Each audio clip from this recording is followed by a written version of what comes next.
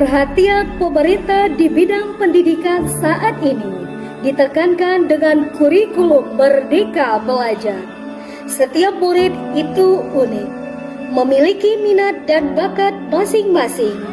Berdasarkan filosofi Ki Hajar Dewantara, di mana peserta didik dituntut berdasarkan kodrat dan minat bakatnya.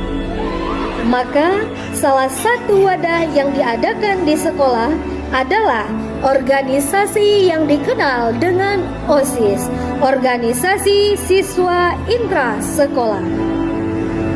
Dalam membina siswa di sebuah organisasi perlu ditanamkan nilai-nilai karakter yang membangun.